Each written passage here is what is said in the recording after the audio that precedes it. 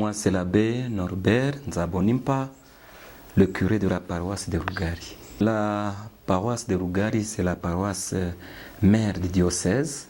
C'est là où a commencé la mission, la première mission. C'est une paroisse qui a une tradition. C'est depuis 1911 que la paroisse a été créée. C'est la première paroisse du diocèse.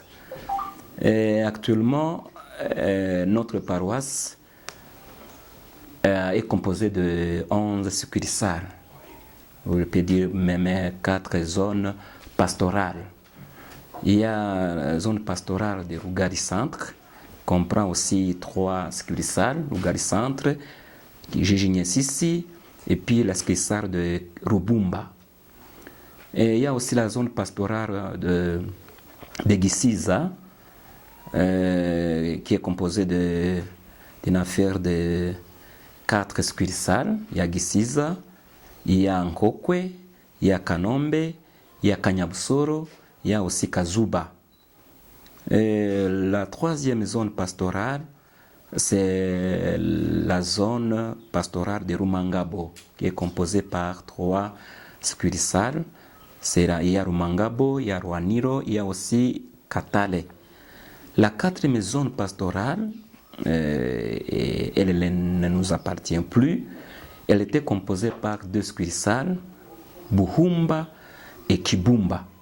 Les 2 succursales ont été cédées à la paroisse Sainte-Thérèse de l'Enfant Jésus de Kanyaruchinya. Donc nous restons avec 3 zones pastorales. Jusqu'à présent, les succursales sont viables, mais les problèmes dans les temps passés, il y avait le problème de l'insécurité. Même il y a nos chrétiens qui ne sont plus encore dans ces succursales, du fait qu'à cause de l'insécurité, ils se dirigent vers les grands centres comme Rubare, Karengera et Ruchuru. Maintenant, il y a des succursales qui sont un peu, qui se vident au fur et à mesure que l'insécurité règne dans ce succursale. Jusque-là, les grands projets que nous avons, si vous voyez devant notre église, nous avons l'église mère qui a été créée en 1913. Alors pour garder le monument, les chrétiens se sont mis ensemble pour qu'ils puissent encore réhabiliter le grand monument, la première église du diocèse, pour que ce grand monument puisse encore être là. C'est un signe de foi aussi. Nous n'avons pas un projet dans l'avenir de chants communautaires. Nous avons des chants que nous exploitons, bien sûr, comme vous le dites. Nous les mettons quelquefois en location pour aider la population. C'est une œuvre caritative aussi. Mais nous avons des écoles, comme vous le dites.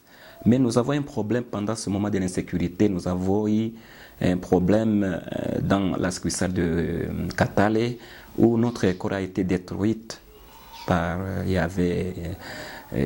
a eu un obus qui a vraiment détruit l'école secondaire de Katale. Jusque-là, alors, nous sommes en difficulté avec les élèves qui logeaient dans cette école. Et il manque là où on peut vraiment les encadrer. C'est un grand problème que nous avons dans notre paroisse. Le pape pourra piétiner justement à l'entrée de notre paroisse. Ça nous a beaucoup enchanté. Oui. Et tout le monde a accueilli cette nouvelle avec joie. Nous préparons les fidèles. Jusqu'à présent, nous sommes encore en train de sensibiliser. Jusque-là, nous avons plus de 700 inscrits qui participeront à cette grande messe, à ce grand événement. Et nous continuons à sensibiliser les chrétiens, et la population et toutes les confessions religieuses. Et il y a des fiches qui sont encore dans des quartiers.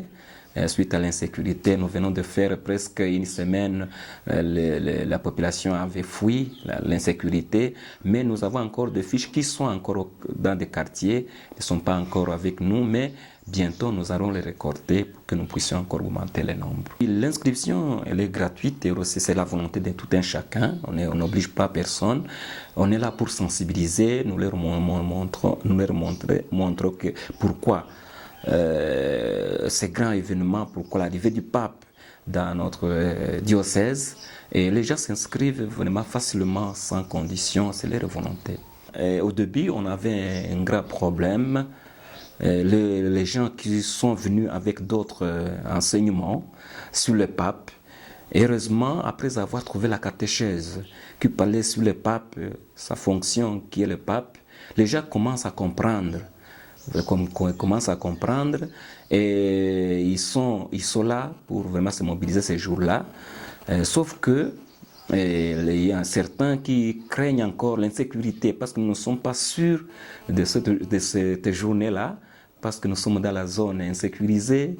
Nous craignons que l'insécurité encore s'augmente dans notre zone, mais avec cette conviction, avec cette foi, nous leur disons de se préparer toujours à ces grands événements parce que déjà, on a déjà lancé les activités. Nous pouvons toujours espérer à ce Dieu qui nous aime que ces jours-là puissent bien se passer. Et justement, le message que je peux lancer auprès de nos chrétiens et la population, l'avantage que nous avons, c'est parce que la première mission a été implantée ici à Rougari. C'est une grande chance et c'est une richesse que nous avons.